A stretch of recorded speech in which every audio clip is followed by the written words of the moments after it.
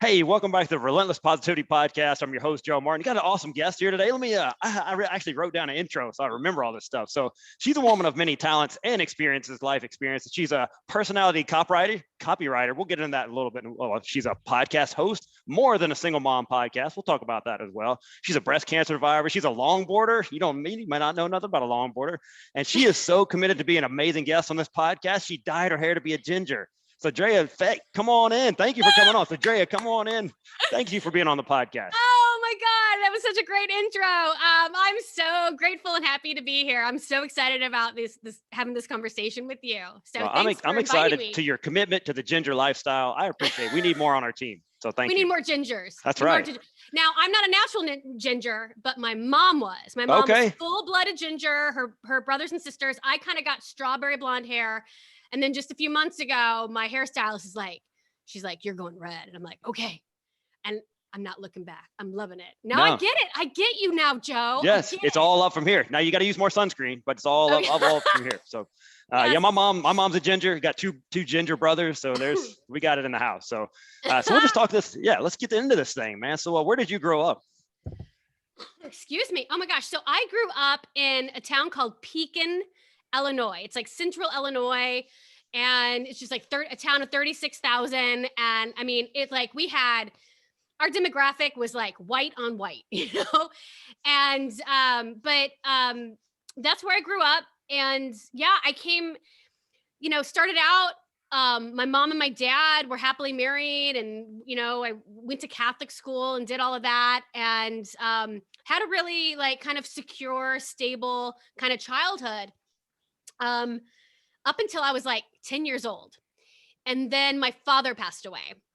And when you're 10, you don't know, you don't think ahead of all the things you're going to be missing out, on your, you just know you missed your dad. But he had some issues with his kidney. And so that happened and totally rocked my world. Cause I don't know how long, maybe a year, 6 months later, my mom started dating somebody, bringing him to the house, and he was not a good person. He was abusive to her. He did drugs. It was the total opposite of who my dad was. And that was a really tough time for me between that then and through a big portion of high school. And I think some kids, I was that awkward 12, 13-year-old with the braces and the bad hair. And oh God. And I didn't, the girls weren't the nicest to me. So that was rough. So I just, and back then, of course, people weren't there, people weren't pushing self-development books and therapy and all of that. So, I just kind of had to figure things out on my own. And all I knew was that, I needed to get out, of my home life. And my mom, God bless her, I love her to death. And she did what she thought was right for her. She was going through her stuff. So I don't have any resentment anymore for that. But I had to get out, because I didn't feel safe in my home, and so college was the answer for me. So yeah, I did that, and I was a theater major, and I kind of found a little bit of my groove. But I'll be honest, Joe, I was this little girl from Pekin, and there were all these kids from the suburbs of Chicago, and they came from wealthy families, and they were very confident in everything they did. So I did all right there, but I didn't take initiative, if that makes sense. Sure, I didn't take initiative, writing my own shows and doing one woman, all of that. So yeah, I did that and graduated, and, did some things after I graduated, and eventually moved to Hollywood. And it was kind of the same thing. I did pretty good. I got an agent, the whole thing. My confidence just still wasn't there, especially in Hollywood, because you're comparing yourself to. Oh, I bet. Yeah. Oh my gosh. You go to an audition, and everybody kind of looks like you, and you just don't know. And I just wasn't there. I just wasn't fully confident. I wasn't full. I had just full of self-doubt. And so I did that for a little while. And then my fiance, which eventually became my husband, we decided to move back to Central Illinois. And I mean, I could just go on. We came back. When I went back to school for public relations, got a job after that, and then I got laid off.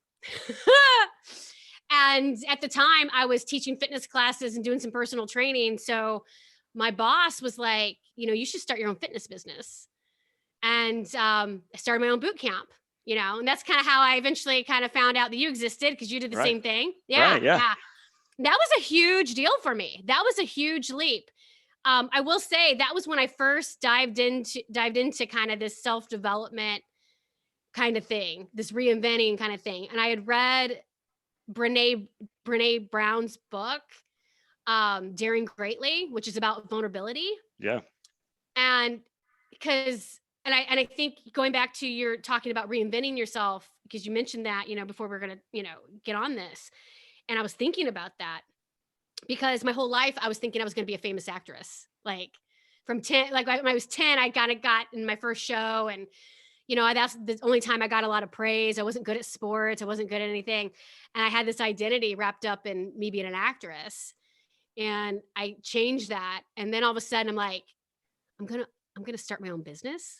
Like, who am I to do that? Like, I don't know. Like, I still was getting to terms of like, I'm a personal trainer. Like, I was still like getting like a hold of that. I did, and I realized, I mean, so much of that is not who we are. What we do is necessarily who we are. It's an extension, but um, so that book really helped me to kind of like just accept like doing something different, and despite because I was just worried about what everybody else was going to think. The imposter syndrome. I don't know if you talk about that. Definitely Yeah. had imposter Still syndrome. happens. Still happens to me, man. It still happens, Joe. Why? It still does. Every time you take that next step, right? It's there. Yeah. Who am I to do this? Do I know enough? Do I need more experience? Do I need more time? Do I need to take one more class, one more course, one more certification, one more whatever? And so I'll like feel like I'm an expert at this thing. Um, yeah, and so I dived into that, and then I got into selling nutritional supplements, and what I found with that was like I kind of fell in love with marketing a little bit. I loved the creative thing. And so I kind of followed that path and started working for an influencer, and she needed somebody to write her emails for her. So I kind of started doing that and really captured her voice and her brand in the writing. And I just kind of did it naturally, but it took time, and I started reading books on writing, and I realized, oh, you can do this for a living. You can like write copy and emails and Facebook ads and make a good living doing it, and like do it for coaches and consultants. And like, I'm like, cause I've been doing self-development and I've been training people and I've been doing, I'm like, I can talk to these people. I can get that. So, yeah, started diving into all of that. And just, I was working in a, just like for a year, I had this job where I was marketing. I was writing emails for this company because I needed steady income. And I was so burnt out. It was like I wasn't getting paid what I was worth. And I was like, okay, I really need to break out as a copywriter. So one thing I did, Joe, was this was hard. Um, and I I worked full time marketing. And sometimes I'd work 50-hour weeks, sometimes 60, sometimes they'd fly me out to help them do events. But I would write copy for clients. Like I'd get up at 4 a.m. and write, and then I'd do my job.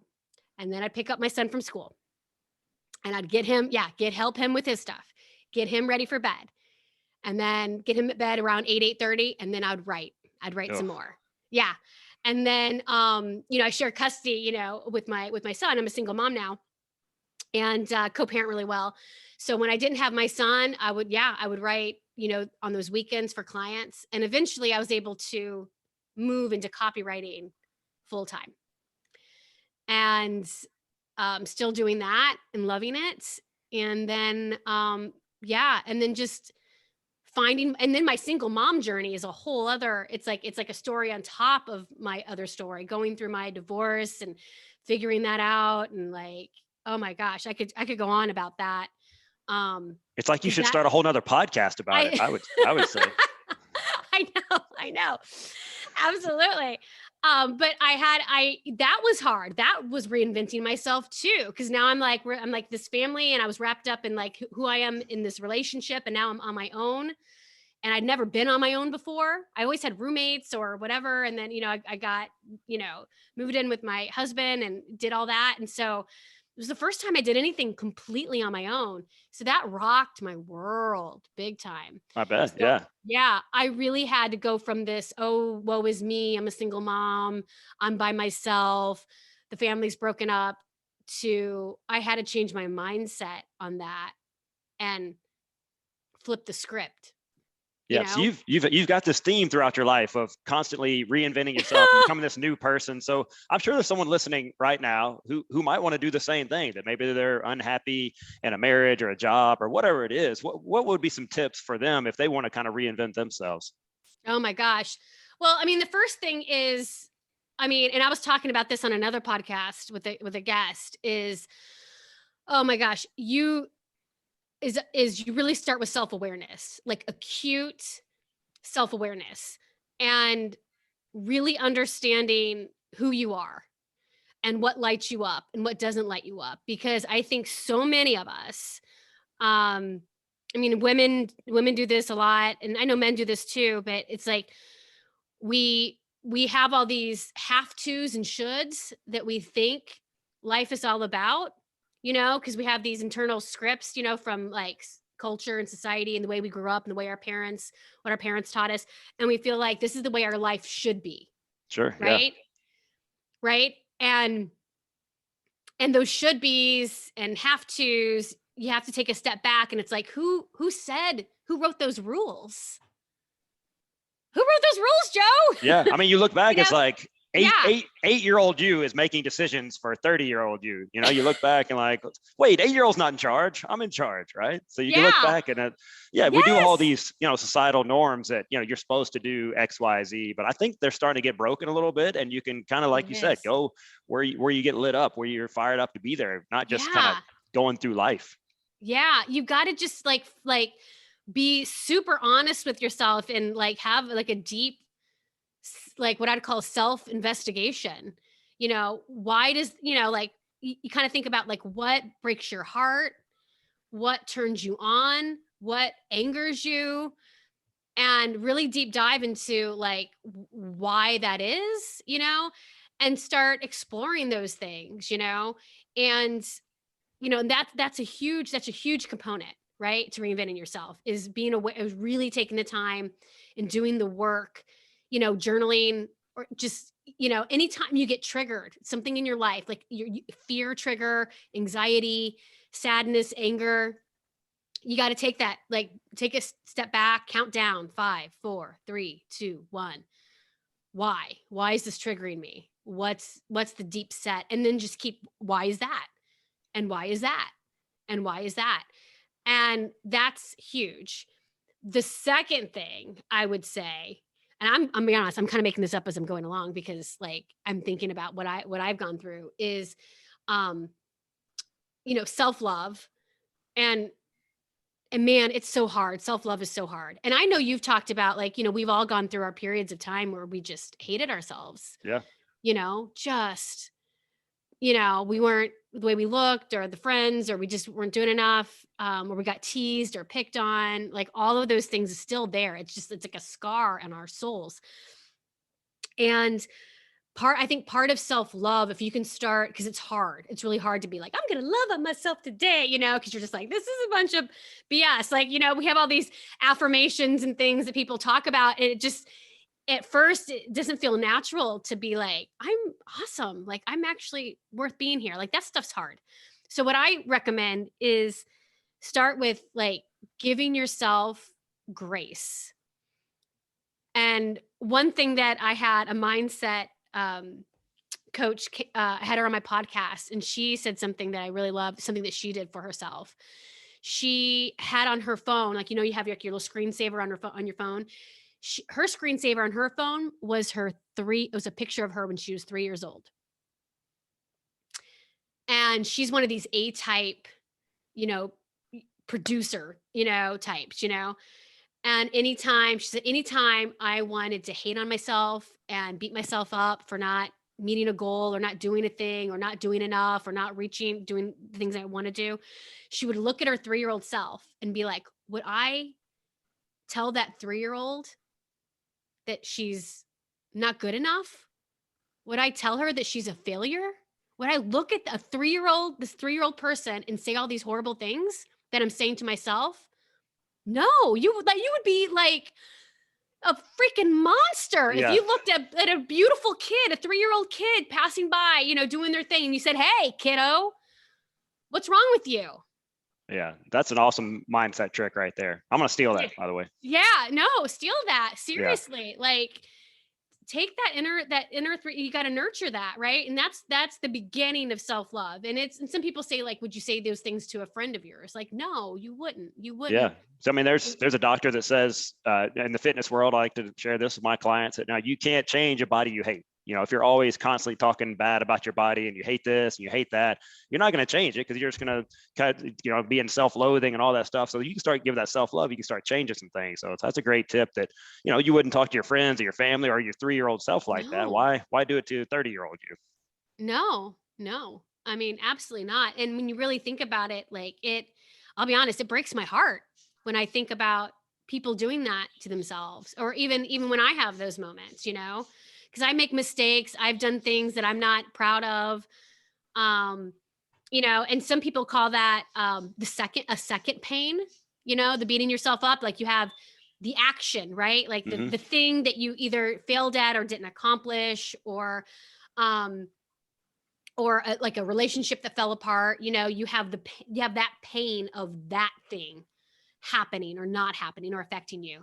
And then you have this second pain, which is you criticizing yourself for either getting into that relationship, not getting out soon enough, not meeting your goals, not, like, for you in the fitness thing, like, oh, I messed up. I had a pizza instead of, whatever, or I drank too much over the weekend and I ruined my diet, or whatever the case may be. Right.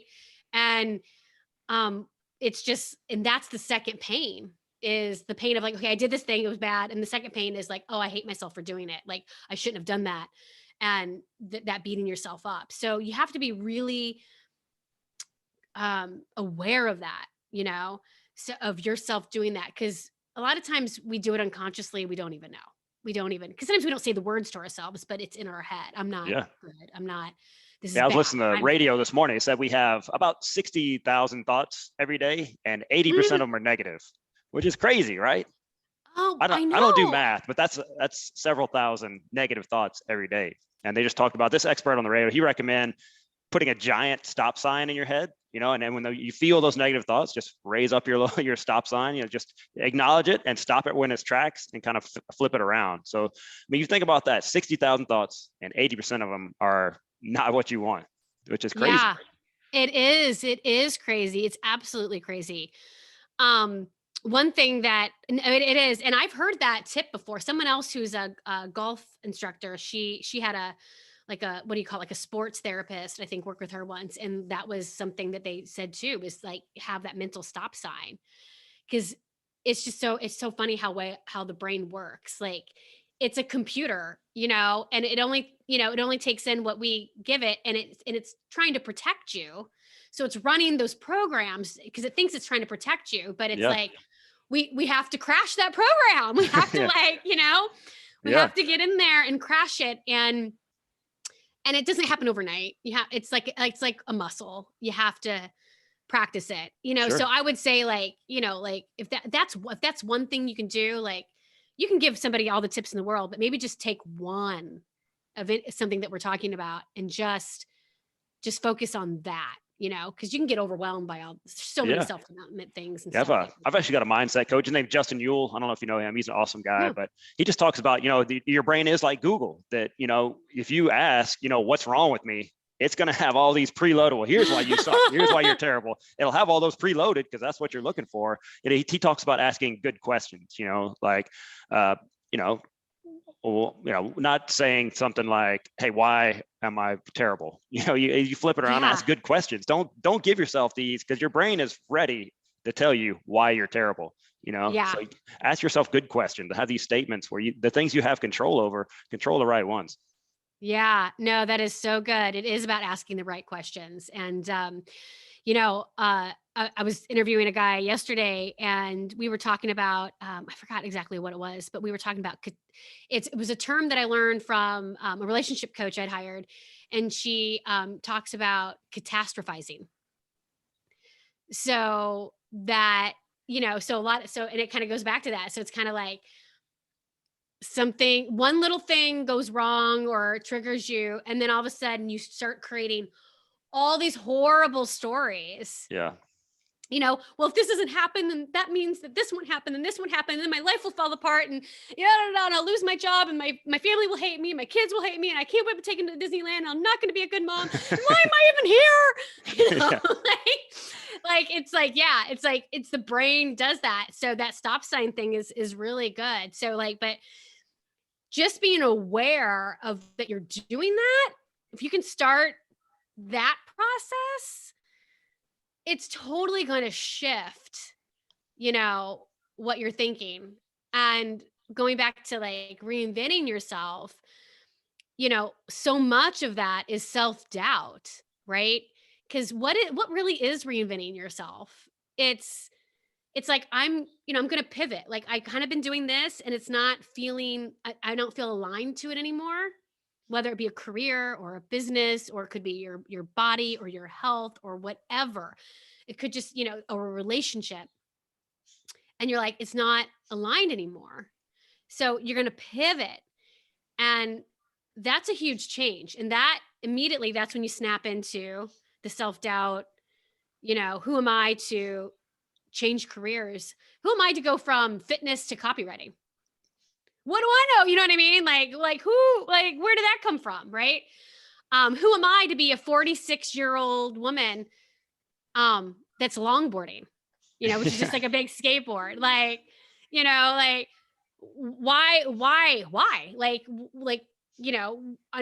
like, well, I'm gonna break something. I'm too old for this. Like, what is it? But it's just like, I tried it out.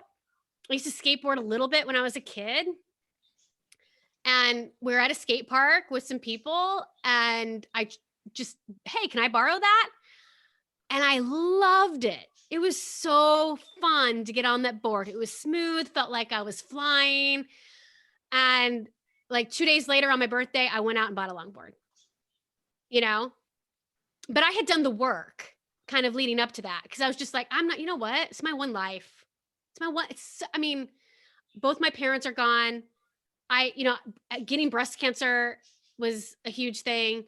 I'm like, I watch all these old commercials and stuff from the 80s on TikTok, and I'm like, wow, time is going, and I better do the things that light me up. And I cannot worry about what anybody else is going to think or say or do, because I enjoy it, and it fills me up. It feels good to go do that. So I'm going to do it. There you go. Yeah. I'm going to do it. But I still have people that are like, oh my gosh, I can't believe you're longboarding. Like, what do you do? You started a podcast? Like, how do you even begin to start a podcast? I also started, and I saw this too, pole dancing. Joe, you've had some experience pole dancing. I was sore for 2 weeks, man. That is a rough workout. It is. And I learned I could have never been like an astronaut, because man, being upside down and spinning around, I'd have been out day one. I was physically strong enough to do it, but internally not strong enough. Man, I was, I'd have been out. So it's a great, man, my abs were so sore. I was like, man, the girl that taught the class, she was a beast. She was incredibly strong. She was impressive. It is. And people joke about it a lot, about what it is, but it is it's work. It's a skill. It's and your body hurts afterwards. You get bruises and all kinds of things. But it was just having that extra challenge and doing something new and being in this supportive group of women, and we're cheering each other on when somebody, learns a new skill or trick, and that's what it's all about. And we're so afraid to step out and do so. Cause again, what pole dancing? Oh no, it's this thing, it's like, it's not just figure it out. And you're not going to figure everything out all at once. You have to try stuff. You're like I used to try running. I am not a runner. Yep. Me neither. I tried Not, it. no, yep. I can do it if I had to, but it's Yes. not my fun. So, these things, I always tell my, why not me, or why not you? Why not you? There's regular people doing awesome stuff all the time. They're not super qualified, or they went to some special school that you didn't go to and have access to information you don't have. They're just willing to go out there and do it. Yeah. I think some people think like there needs to be a means to an end. Is that the right term I'm using? Like, well, what you're going to do pole dancing. So what does that mean? So you're just going to be a professional pole dancer now? I'm like, no, Maybe. I don't know. Maybe. Yeah. Yeah. I mean, it could lead to that, but I mean, I found I couldn't, but maybe the others could. But I'm just doing something that I feel like is fun and it's physical and, makes me feel good. Like that's it. Like, I play guitar, and I took guitar lessons, I've been doing it for about 10 years, took some lessons finally. And everyone's like, oh, you're going to start a band. You're going to try and be a musician professionally. And I'm kind of like, I don't think I want to do that. I just enjoy being able to play a song. Weird. Sometimes you just do something just for the enjoyment of it. Weird. Oh, I know. How dare I? How dare you? Yeah, that's what I tell people with their workouts. Like, what if let's get down here. What if you just enjoyed what you were doing while you're working out? You weren't worried about weight loss or all these other crazy goals. What if you just enjoyed moving and see how you felt? And then something magical happens. They start losing weight. They start losing inches. They get stronger, all these magical things. Because if you enjoy it, you're going to keep doing it, right? And you'll get better at it, but you're not miserable. Absolutely. Absolutely. If you think it's a miserable thing, it's going to be a miserable thing. Like it's always, for me, it's flipping the script. And so I start like dreading something, and believe me, there's things I dread, like grocery shopping. I hate grocery shopping so bad. I'm with you. Oh my God. But it's like, I try and be like, okay, how can I make this fun? Or how can we, I try and what part of it can I enjoy, and it's not everything's going to be like, I don't want to do the toxic positivity stuff where it's just like, everything's fine and beautiful. Everything's perfect. I'm so happy all the time. Cause I am not. I am full human. But yeah, I mean, I know I love what you said that, because if you're not enjoying moving your body and doing that, then it's like, I want to say you're doing it wrong. Like if it's a task and you hate it, you got to change your mindset on it, or find something that physical that you can do that you love. And, and I mean, especially when it comes to workouts and, it's like people can argue, what workout's the best, what, you can use all the science. That's great. I love science, but you and I know, and I know with what you do at your camp is you try and make it fun, right? Because if it's not, science doesn't even matter at that point. You're not going to keep it up. You're not going to do it. People are sitting there worried about counting their macros and is it keto or is it this or it's that? And they're worrying about all these details about it instead of just going, like, why can't I just have fun with it? Why can't I just learn some new ways to cook? And have fun with it. Why can't I? Yeah, I mean, I've done some informal research. Every once in a while. Yeah. It hasn't been published yet, but my research has shown the best workout in the world is the one that you will actually do. That is what my research. That's the one that it's just showing me, right? So, man, I'm gonna have you back on because I got several other questions about you going through breast cancer and your podcast and all these, but I've got the rapid fire questions to hit you with. Are you ready? Okay. Yeah, let's go for it. I'm ready. I feel like you're on a game show. All right. So, all right. What have you done that you are most proud of? Oh my gosh, what I'm most proud of is working all those long hours copywriting because it paid off for me. But there's so many other things. I would say being a survivor and keeping my head above it all. Even when things got dark, I was really proud of myself for being able to do that, to be in that place. That's cool. That's cool that you recognize that too. Some people won't give themselves credit for that kind of thing. So that's awesome. I'm totally giving myself all the credit, Joe. Good. Take the credit. Take it. All right. What compliment do people give you the most? Oh God. It's both. It's a compliment and sometimes it's an insult, but it's like, how do you have so much energy? That's a good one. Energy is great.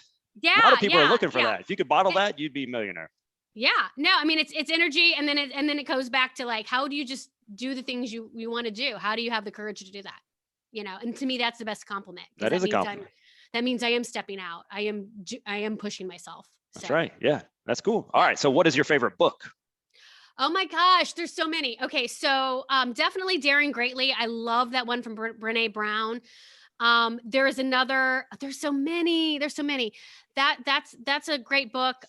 There's one I recently read from Michael Singer, and it's called The Untethered Soul.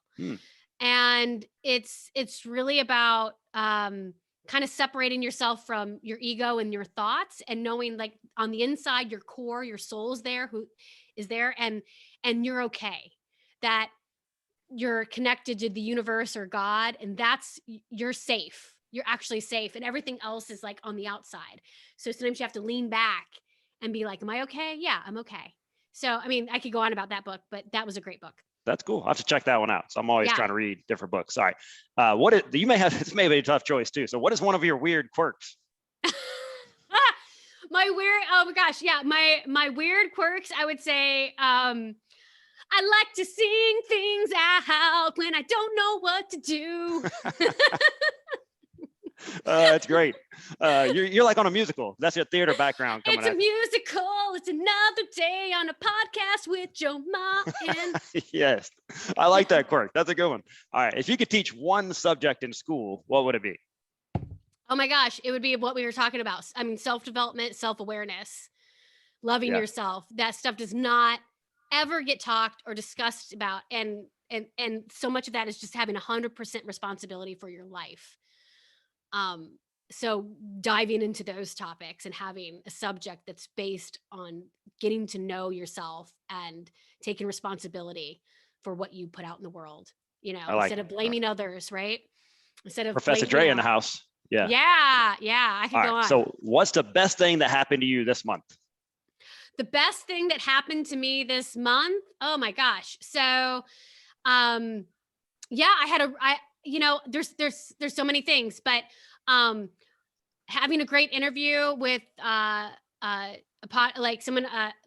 podcaster. I've had 2 or 3 great conversations with other podcasters, and those conversations, just like what I'm having with you right now, so meaningful, so beautiful. It lights me up. So those are like some of the best things that have happened to me, and still are, Yeah. I mean, like, we're all humans need to make connections, right? So that's cool. Yeah.